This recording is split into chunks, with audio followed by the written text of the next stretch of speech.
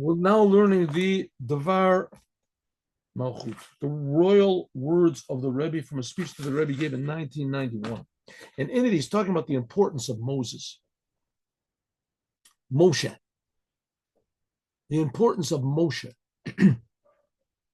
That without this person, Moshe, the Jews wouldn't have gotten out of Egypt. They wouldn't have stayed out of Egypt.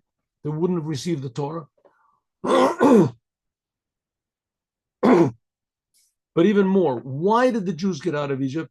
Why did they receive the Torah? Why?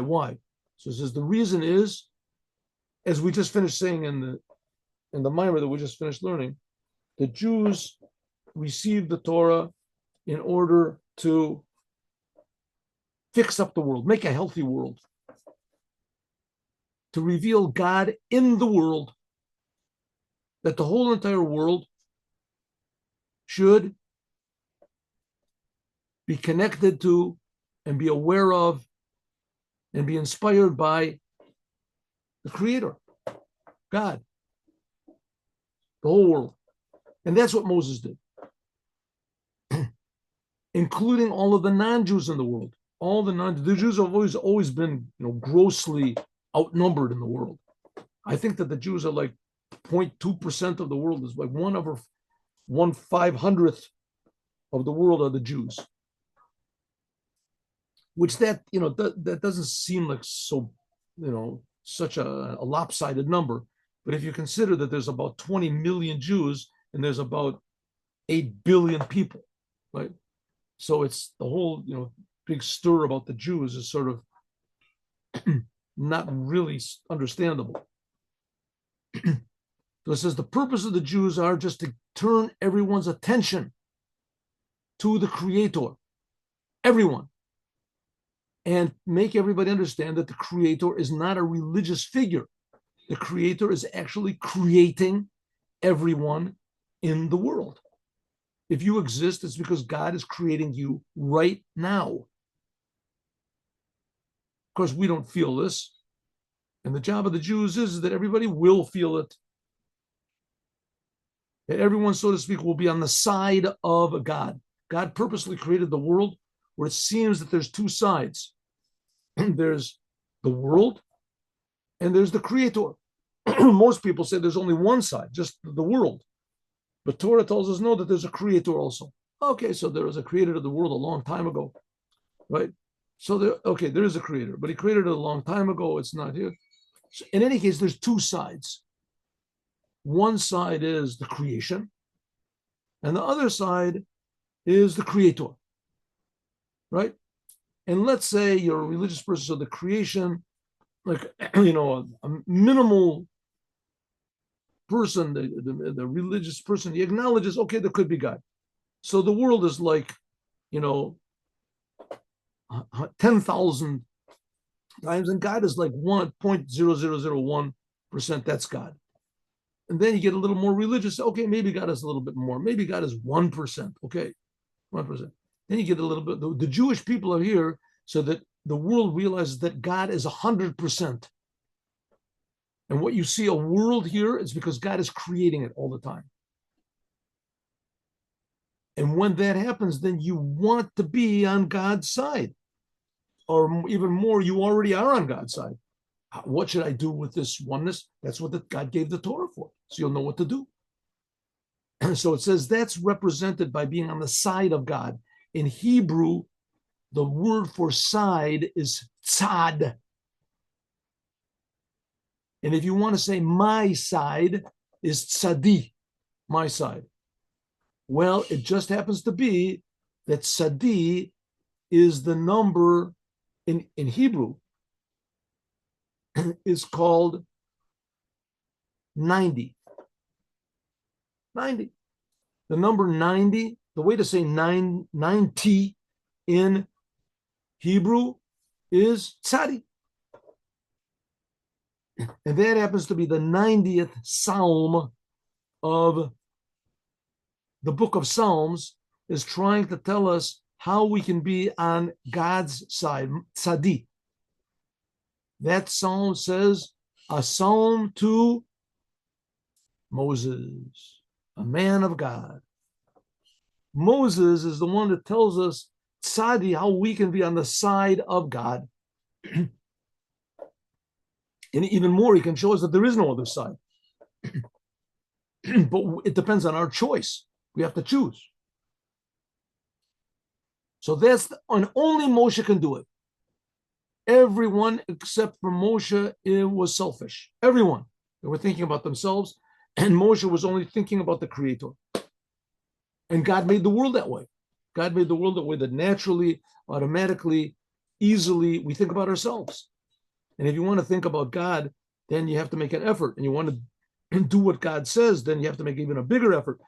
You have to feel what God wants, a bigger effort. That's called serving God. Avodas Hashem, serving God. That's what the Jews happened. That's what happened to the Jews when they got the Torah. The Torah is a workbook how to serve God for the Jews.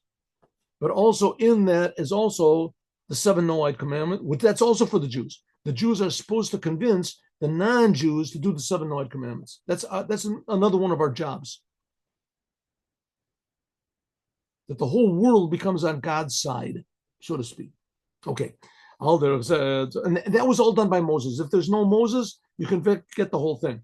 Forget the whole thing. As soon as Moses wasn't there, for a couple hours, the Jews worshipped the golden calf. They had God, they had bread from heaven, they had miracles. They saw the miracles just a few days earlier. The whole thing, nothing. If Moses isn't there, the whole thing is down the drain. There has to be a Moses. In our generation, the Moses is the Lubavitcher Rebbe. He's trying to turn all of the world's attention to the creator of the universe, to what God really is. Okay, says the Rebbe, nevertheless, and there has to be someone like that in every generation, because if not, there's no Judaism.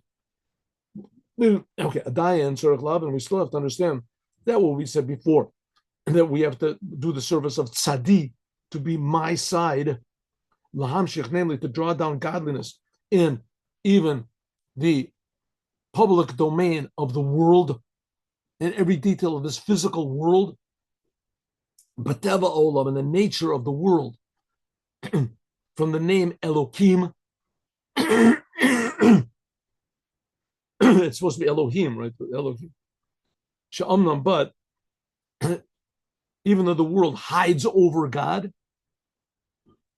but it doesn't oppose God, right? The world is just ready to reveal godliness. You just have to know how to turn it on. Hey, Yod, because Shabbat the Birur Olam, in order to refine the world, it has to be by then taking Moses' nature, Ish Elokim, that the whole world should be in a level of Ish, namely people, normal people, Elokim, godliness. That every human being should realize that they're being created directly by God. That means that the whole world will start getting into tune with what God wants. This can also be accepted in the world of a kasher omrim, when you say that the whole world has to be made a dwelling place for God, a dwelling, a permanent. So if the whole world becomes a dwelling place for God, it means that there can't be even one corner in the world that opposes God. When we say that God creates the world, it means that he creates the whole world. It can't be that he just creates the Jews or creates the religious people or he creates everything. God creates the animals, he creates the trees, he creates the rocks, he creates every animal, every tree, every rock. If there are really people living on other planets, God is creating them too. Even since there is lacking, if there's one place in the world where God is not revealed, where people don't know what God is, they worship stones or they worship people or they worship whatever. If so, how is it in the power that we live full? Also, how can we cause our enemies, places that oppose God?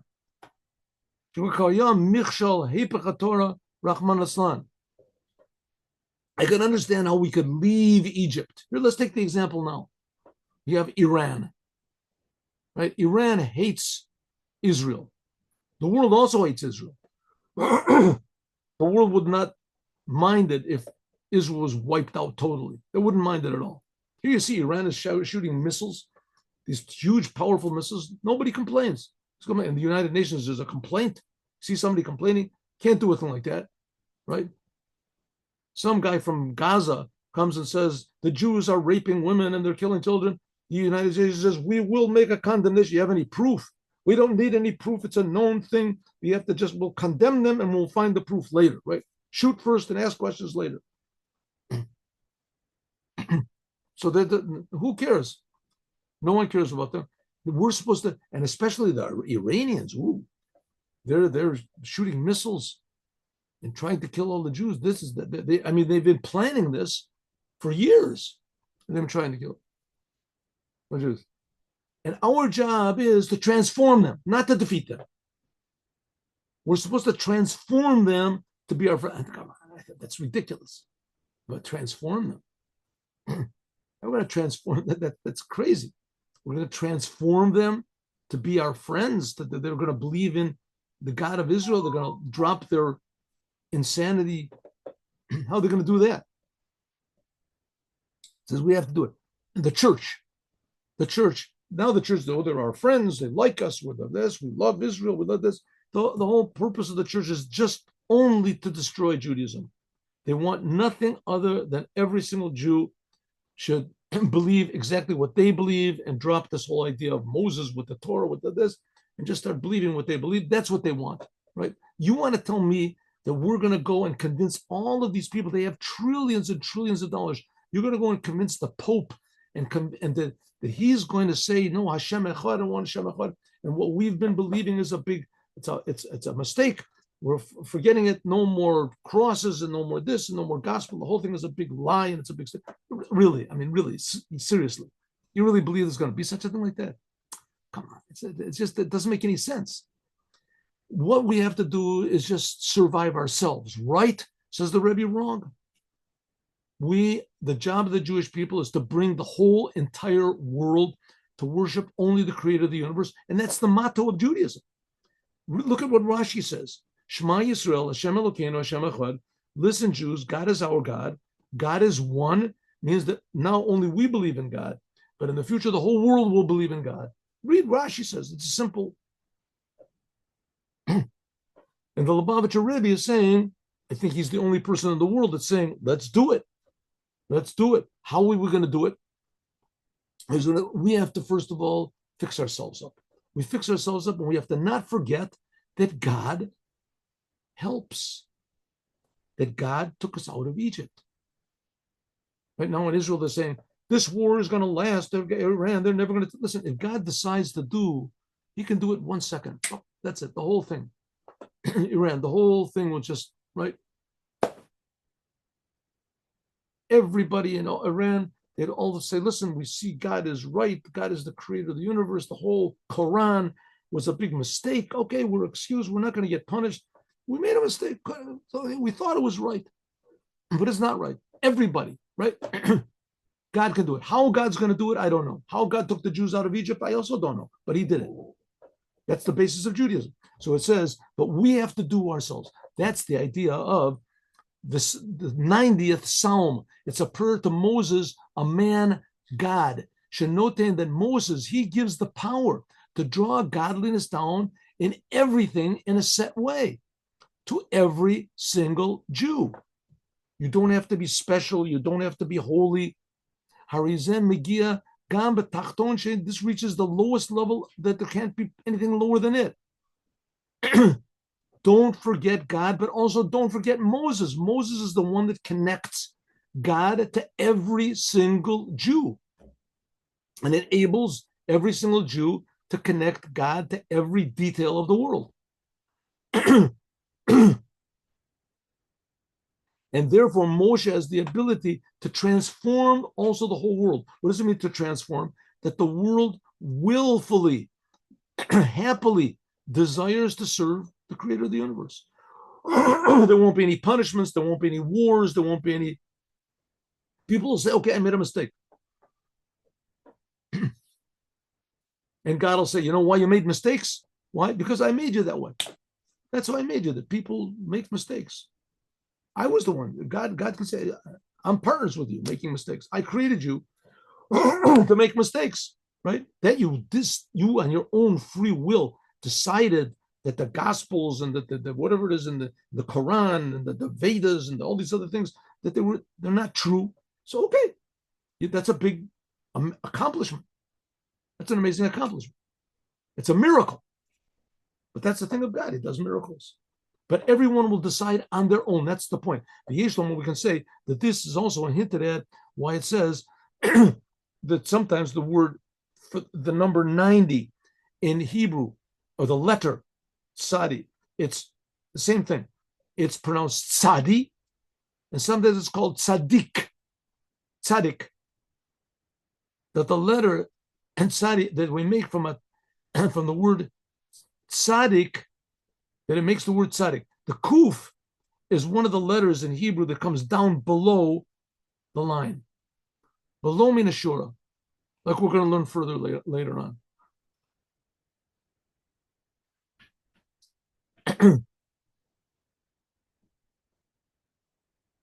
Kuf. Alaperish, what we said before, that Moses was drawn out of the water. This hints at the essence of Moses, how he was attached to the essence of God, which is above the world.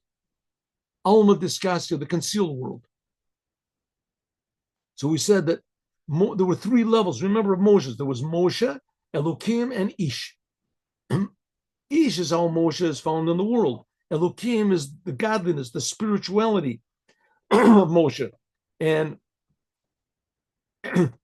Moshe, that's the essence. That's how he says his name was Moshe, because he was drawn out of the water. It was drawn out of a level of godliness which is totally concealed from us, Moshe. So if so, we can ask a question.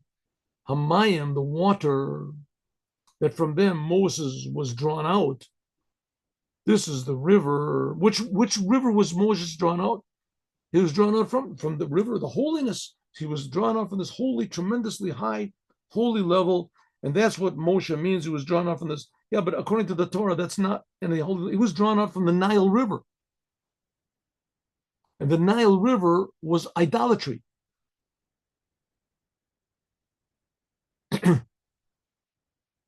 The Nile River was where Moshe was put, his sister put him there in order to save him, his mother and sister. And this was the idolatry of Egypt. The Egyptians really truly believed that the river was a god, and rightfully so. I mean, all their life came from the river. Without the river, they were in bad shape. Also, it says, who saved Moses from the river? The daughter of Paro, the king of Egypt. And Egypt, it says, was the Ervas Oretz. It was the lowest place, the most, how do you say, decadent and twisted place as far as morals go in the world. It says that Egypt ruled over the whole world. And it was the most, how do you say, degraded place in the world. Hotzia Moshe, who took him out of the water? The water, Moshe, what saved Moshe, he was in the water, was the water of idolatry. And who took him out? The daughter of Paro. And she even gave him his name, Minamayim Mishitiu. Says his name even came from an Egyptian word. But Davka al Shem Zeh, because of this, he was called, even though that it said that there were 10 names that were given to Moshe. 10 names were given to Moshe. But nevertheless, one of them was Moshe. And it was that's the name that stuck. And that's the name he's always called by in the Torah. It says, how is it possible, according to Chassidut, that the hidden world that Moshe was drawn from was not like we explained in the Chassidut, it was this tremendously high level of holiness. It was the Nile River. It was the lowest level of idolatry. And what we said in Chassidut is that Moshe was born from the highest levels of holiness. How can it possibly be? Says the Rebbe, I'll tell you how. The explanation is like this. Whatever his source is the highest, falls down the lowest. Who creates idolatry? God. How in the world does God create idolatry? Maybe we can say it's a mistake. Yeah, well, it's a mistake. It's a second of the 10 Commandments. You shouldn't worship any idolatry. It's not a mistake. I mean, if it's over there in the 10 Commandments, and the Torah was before the world. So somehow or other, it's God's plan that there should be idolatry. How does God make idolatry? And he continues making it. It's continued. How can it be so? Says the Rebbe, that's the point. Only the highest levels of holiness can make the lowest levels of impurity. Now, it doesn't mean that the lowest levels of impurity, as they are good. Of course, they're impure. You have to avoid them.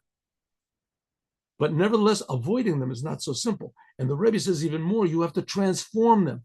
In order to reveal the godliness, which is above any creation. Zukukim, in order to reach that level, you have to have Bat Paro. It even says that her name was Batya. From the Bat, that she was a daughter, she receives, a Bat, like a daughter receives from the father, from the level Yudke, the first two letters of God's name. Shalomayla Mishem Avaya, which that's above even the name of Yudke Vavke. So she received Paro's daughter and received from this tremendously high level. How it was impure. What's going on over here? I thought we left Egypt. We have to destroy Egypt. Egypt's just bad. Says, yeah, that was back then, but that's not the goal. That's not why we received the Torah. Before the Torah, that's right. We have to destroy Egypt. But when we got the Torah, everything changed around. We got the Torah. Now we have a way to deal with evil. And even to open up the door that God can transform evil. Shehi Totza, this is the daughter of Paro. She took Moses from the place of idolatry, the river, the Nile River. And by means of this, Moshe got the name Minamayim Shiztiu. The whole name of Moshe comes because he was drawn out from idolatry. Hagile, the revelation of Moses, from what's called the concealed worlds into the revealed worlds. So where does evil come from? It comes from an aspect of God which is totally concealed from any logical, spiritual way of understanding. Why God would create such a thing. How he created such a thing. But nevertheless, from that source where evil is created, that's where Moshe came. Where Moshe came from. That's why his name is Moshe, because it was drawn out from this holy source, which is the source of all evil. Remember, we learned previously on those were Paro, it says it's Priya, revelation. Okay, the point the Rebbe wants to get to here is that we should not be afraid of the world. We should not be afraid of the world. The evil things in the world don't really truly exist. They only exist for a purpose, that we should ignore them, we should avoid them, but as much as possible, we should elevate them. According to this, we can also say that this which Moshe was in a teva, was put in a box, and he was put in a box on the edge of the river. It was put into the reeds at the edge of the river, right next to a place of idolatry. This is even lower than what it says that Moses was Ish Elokim, that he was an Ish, that he was half of him was connected to the world and the other half was connected to God. Of Moses, that Moses started off even lower than the lowest that he could possibly get. Of a Ba'ofen Shaya Mugan, but nevertheless he was protected by a teva by a box, like Noah and his ark. For somehow or other, in they translate the word teva as ark. I never really looked it up, but is ark a word? I mean, anybody says a word. Go into a hardware store and said, I would like an ark, please. I said, what are you talking about? Right? What's an ark? It must have some sort of an etymology. I don't know. In any case, so Moses was also put into an ark. He was put into a teva. It doesn't say a teva. He was put into a box. Why was he put into a box? It says the box protected him from the river. He didn't drown in the river. Well, Pashas, it was a box, a simple box. And the box usually is open from the top. She didn't close it up so that he would had to have holes in it. He wouldn't be able to breathe. In other words, then Moses, when he was in this box, he was protected from all sides, but it was revealed upward. The heavens were revealed. When he was in the box, in this teva, Rata, then they could see, even when he was by Bat Paro, it says Paro, the daughter of Paro, looked, and she could see that God's presence was with him, was with Moses. How could she see? The box was open. And afterwards, it says the daughter of Paro drew him from the river. The daughter of Paro, Moses, who the reason that Paro was killing it says that Paro killed all the children of Egypt. All the children that were born that year were killed. Jewish children, Egyptian children, he killed them all. He was afraid because his astrologer said that this year is going to be born someone who's going to unseat you. He's going to evict you from the throne. So Paro said, oh yeah, I'm going to kill everybody. So he killed everybody. He left only one person alive, which he didn't know, and that was the one who was going to dethrone him. And he brought him up in his house. Paro actually brought Moshe up in his house. Huh? And who was the one who saved Moshe? The daughter of Paro. Who Gadal, he grew up in the house of Paro. Harizen Natan Moshe. So this gave Moses the power, that he was able to break afterwards the shell of Egypt and the shell of idolatry of Egypt, and to redeem the Jewish people. Because inside of that shell was really concealed something good. But the shell, of course, was very thick. So it comes out that in this sentence, in this psalm, Tefillah Moshe, the prayer to Moses, a man of God, is included all these three levels. In addition to what it says, Ish Elokim, revealing God in the world. There was Moshe. Moshe is the revelation of God, which is above the whole entire creation, even above spiritual, even above the aspect of God that creates the spiritual. Moshe, that's the essence of God. That's the avoda of birur, and also the ability to refine the physical world, that there's nothing lower than it. And we can say that this is also hinted at the prayer of Moshe. Like it's explained in Chassidut, that this is the 10th prayer of Moshe. That's attached, the 10th prayer, which is written in the Torah, 10th prayer. Shakashura, which is Atzmuto, which is connected to the essence of God. There's Tefillah, the David prayer, the David prayer. Shalomayla, this is above Hashem and Elokim. This level of Moshe is the highest of the high, and it has the ability to come down to the lowest of the low. That the power of the essence of God, which is totally above the whole entire world, can be drawn, godliness down into the world in all of the levels of the world, until the lowest levels that there's no lower than it. Just like it will be in the future redemption. Kasher ved ruach hatuma avir min haaretz says that the spirit of impurity I will take away from the world. We learned before there won't be any more. More is the numerical value of death. Says in the future there won't be any more wars. Lo ye'esek kol ha'olam. The world will only be necessary to know God alone. Then there will be revealed what it says in the 90th Psalm, then the pleasantness of God will be on us, namely the future world, which will be revealed in this world. That's called Noam, the pleasantness of God. Tainu ga'atzmi, the essential pleasure of the essence of life, the essence of truth, will be revealed in this physical world. That's all done by Moshe. The two opposites. Moshe was the essence of God, but also Moshe's name was because he was drawn out from idolatry, and he was brought up in the house of Paro. So he had the ability to transform even the lowest, most defiled, negative, destructive forces. He could transform them to good. That's the idea of the Torah. And then it'll be Masi Yadenu Konanullah. That's at the end of the Psalm number 90. It says, everything we do, our handiwork, will be permanent. Like it says in the end of it.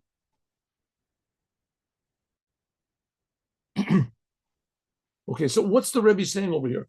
The Rebbe is trying to say that going out of Egypt by means of Moses was just a preface to an amazingly bigger change that's going to be in the future. And the future means any second now. And that's why the world was created. And the whole thing is coming by means of Moshe, one person. Then Moshe is going to be the one, he's going to transform all of the idolatry in the world. No one will want it anymore. No one will desire it anymore. And to pure joy and meaningful blessing. Moshe, one person, he can do the whole thing. That's why he was created for. But of course, Moshe did it because God is helping him.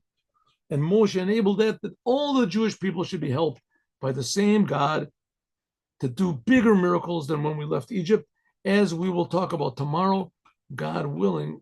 Tomorrow we'll finish this, God willing, Friday.